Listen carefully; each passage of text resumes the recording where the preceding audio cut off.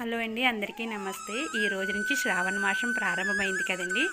అయితే నేను 10 రోజుల నుంచి ఇంటినంతా క్లీన్ చేసుకుంటున్నానండి. ఒకటిగా చేసుకుంటున్నాను. అంతా ఒకే రోజులో అయితే నేను చేయలేనండి. పిల్లలు ఉండడం వల్ల చిన్నపిల్లలతో అవ్వక ఇంట్లో క్యారేజీలు అవన్నీ ఉంటాయి కదండి.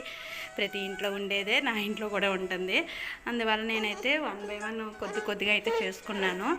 ఈరోజు శ్రావణ మాసం మొదటి సోమవారం కాబట్టి నాకు నిన్నటి వరకు మొత్తం కంప్లీట్ చేసుకున్నాను. పూజ గది కూడా మొత్తం అంతా డీప్ క్లీన్ చేసుకున్నాను. ఈరోజు అయితే పూజ చేసుకున్నాను. పూజ అయిపోయిన తర్వాత తెల్లవారు లేచి పూజ చేసుకున్న తర్వాత నేను పిల్లలకి క్యారేజీలు మా మామయ్య గారికి మా హస్బెండ్కి అందరూ ఎక్కడికి వెళ్ళిపోయిన తర్వాత కొంత సమయం అయితే ఉంది. ఆ సమయంలో నేను పరవన్నం వండి దేవుడికైతే నైవేద్యం అయితే నివేదన చేశానండి.